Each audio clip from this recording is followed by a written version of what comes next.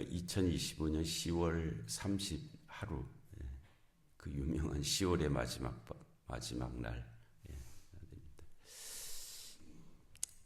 내일이 이제 11월의 첫날이 되겠죠. 하여튼 모든 날들이 다 같은 등가의 가치를 가지고 있지만 또 우리가 생각하기에는 좀 의미 부여가 되는 그런 날이기도 하고요.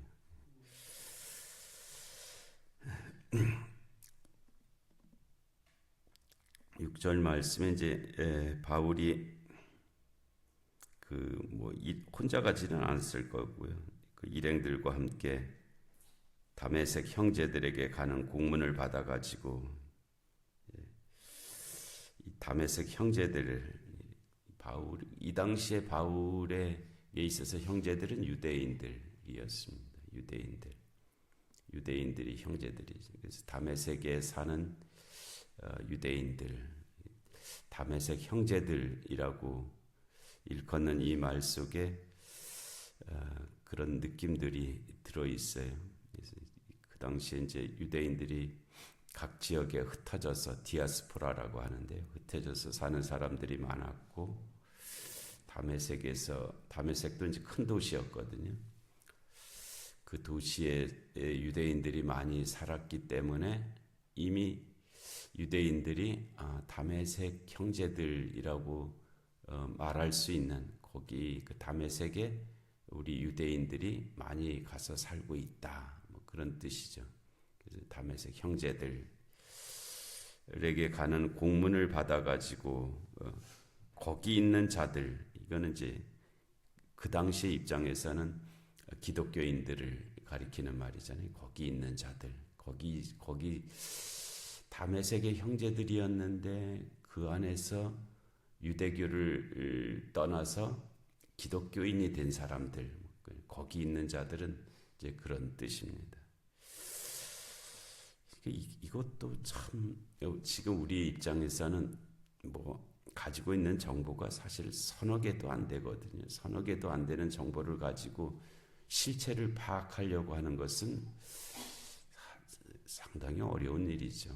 코끼리 다리를 만져보고 코끼리 전체를 파악하려고 하는 것과 같은 그 정도도 안 되는 일이거든요. 우리가 코끼리를 보지도 못하고 그냥 손으로 코끼리 다리를 만져보고 다리 한 부분을 만져보고 코끼리 전체를 어떻게 알겠습니까?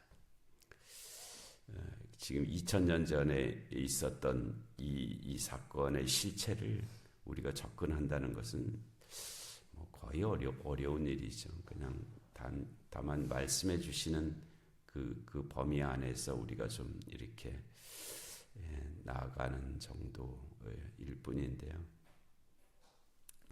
지금 바울이 다메섹으로 갔을 그때, 바울이 다메섹으로 갔을 때가 그러니까는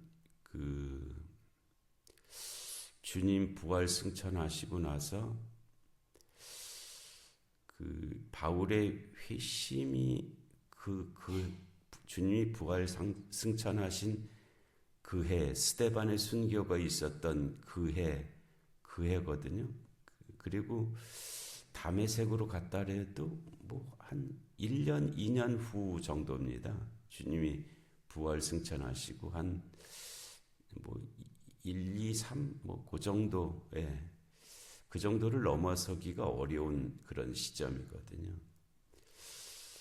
그런데 그 다메섹까지 가서 예수를 믿는 사람들이 있었다. 어떻게 그 일이 일어났을까? 굉장히 이해하기가 참 난감한 그런 일이거든요. 지금 복음이 그 예루살렘을 벗어나기가 어려운 그런 상황으로 여겨질 수가 있고, 부정적인 개념이라기보다 놀라운 개념이죠. 거기까지 가서 예수 믿는 사람들이 있었구나. 또 근데 바울이 또 그들을 예루살렘에서 예수 믿는 자들을 잡아다 오게 가두는 일에 열심을 했고 그 열심이 특심해갖고 저 다메섹까지 가서 예수 믿는 자들을 잡아와야겠다. 그렇게까지 했다는 거거든요. 근데 이 말이 지금 뭐 우리 요 행운동에서 예수 믿는 자들을 잡아다 오게 놓고 저 청령동에 가갖고 예수 믿는 자들을 잡아와야 되겠다. 그 정도가 아니고요. 예루살렘에서 다메섹까지 거리가 260km입니다. 260km. 그리고 260km는 뭐 지금 저 대구 넘어가는 데인데 거기다가 다메섹은 이스라엘 땅도 아니에요. 시리아 땅이거든요. 시리아. 민족도 달라요. 물론 그 당시가 로마 제국 안에 있었고 다 로마 제국의 영토 안에 있었지만 그래도 내부적으로는 유대인의 땅이 있었고 또 시리아인의 땅이 있었고 뭐 그게 다 경계가 있는 그런 때인데 지금 우리나라 서울에 있었는데 저 만주가 갖고 누구를 잡아오겠다고 하는 말하고 똑같거든요. 그게 어떻게 그렇게까지 가능한가? 우선 그 열심 자체가 놀랍잖아요. 야, 거기까지 가서 예수 믿는다고 유대인들을 잡아오겠다고 굉장히 정말 특별하죠. 우리가 전도하러 어디까지 가셨습니까? 우리가 전도하러 어디까지 벗어나서 전도하러 가본 그런 기억이 있는지, 우리가 주님의 일을 한다고 어디까지 가본 기억이 있는지, 그런 거 생각해 보면 바울의 열심이 참 특심하죠. 대단한 그런 열심을 이제 가지고 있었던 그런 상황에서 지금 이 예루살렘에서 다메섹으로 지금 가고 있는 그런 중이잖아요. 뭐 이게 거기 간다고 무슨 여비를 충분히 주지도 않았을 겁니다. 그럴 형편도 되지도 않고요. 그럴 수 있는 일도 아니고. 그래서 하여튼 예루살렘에 끌어다가 형벌을 받게 하려고 다메섹으로 갔다. 사람이 뭐 순순하게 잡힙니까? 그런다고 순순히 잡히지도 않을 거고, 끌고 오는 것도 무슨 뭐 물건을 들고 오는 것도 아니고 반항하는 사람을 잡아온다는 것이 한 사람 세상에서 교회 데리고 올라도 굉장히 힘들잖아요. 막 그냥 여러 가지 막 배려도 하고 막 설득도 하고 뭐 친절도 베풀고 뭐 선물도 줘야 되고 뭐 그렇게 해서 한 사람을 세상에서 교회 안으로 이렇게 잡아올 수 있잖아요. 잡아올 수 있는데 이게 다메섹에서 예수 믿는 사람을 예루살렘으로 잡아간다. 이거 엄청 어려운 일이거든요. 무슨 강력한 공권력을 가진 것도 아니고 무슨 뭐 거기다가 무슨 이 사람들을 잡아올 무슨 마차를 갖고 가는 것도 아니고 참 어떻게 이런 일이 있었을까 정말 어렵게 생각되는 그런 일이죠. 근데 6절에 가는 중 이제 예루살렘에서 다메섹으로 가는 중 다메섹에 가까이 갔을 때에 굉장히 먼 길이지만 사람이 걸으면 갈 수 있거든요. 사람의 걸음이 참 엄청납니다. 한 발자국 한 발자국이 별거 아닌 것 같은데 등산 같은 거 갔을 때 뭐 몇 분만 쉬고 있으면 앞에 가는 사람이 까마득하게 멀리 가거든요. 정말 사람이 한 걸음 한 걸음 걷는다는 것이 큰 역사예요. 큰 역사. 이 예루살렘에서 그 걷고 걸어서 다메섹까지 간 거예요. 이게 뭐 260km니까 뭐 한 열흘 이상은 바삐 걸어가야 되는 그런 거리였을 것입니다. 그리고 오정쯤 되어서 다메섹에 가까이 갔을 때 오정쯤 되어서 호련히 하늘로부터 큰 빛이 나를 둘러 비치매. 큰 빛, 한자로 말하면 대광이잖아요. 대광. 그래서 교회 이름이 대광교회가 많습니다. 전국적으로 보면 대광교회라고 하는 데가 많은데 우리 노예도 대광교회가 있고요. 우리는 이제 동쪽의 빛이라 그래서 광동이죠. 광동. 그 호련히 하늘로부터 큰 빛이 나를 둘러 비쳤다. 바울의 이제 사도행전 9장에 나오는 바울의 간증이죠. 그때 체험이죠. 체험이 큰 빛이 나를 둘러 비쳤다. 그래서 그 주님의 임하심은 빛으로 그렇게 나타나죠. 왜냐하면 이 세상에 비치는 빛이 있었다. 주님의 빛으로 그렇게 말씀되고 있고요. 성령은 이제 불로 그렇게 표현되고 있고, 그래서 주님이 나타나실 때 빛이죠. 큰 빛이 바울을 둘러 비쳤다. 그 빛에 의해서 내가 땅에 엎드려져 그 강렬한 빛에 의해서 자기가 서 있지를 못하고 땅에 엎드려졌다. 근데 엎드려 있는데 소리가 있어 이르되 사울아 사울아. 지금은 이제 바울이 22장에서는 바울이라고 자기 이름을 선교를 나가면서 자기 이름을 바울이라고 했지만은 이제 그때 사도행전 9장은 그때는 이제 여전히 아직은 사울이었잖아요. 사울이라는 이름을 가지고 있는데 그 부활하신 주님이 사울의 이름을 알고 있는 거예요. 그때 사울의 이름을 알고 있었고, 그래서 사울아 사울아라고 그렇게 그의 이름을 부르시면서 네가 왜 나를 박해하느냐 이렇게 말씀하시고 깜짝 놀랐겠죠. 이게 도대체 무슨 소린가? 이게 도대체 무슨 말씀? 이게 도대체 어떤 상황인가? 네가 왜 나를 박해하느냐라고 그렇게 말씀하셨다는.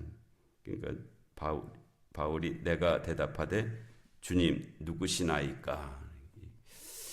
주는 이스라엘 유대인들에게 있어서 아도나이, 나의 주님, 하나님을 가리키는 그런 개념이거든요. 주님 누구시나이까? 이르시되 나는 네가 박해하는 나사렛 예수라라고 그렇게 대답해요.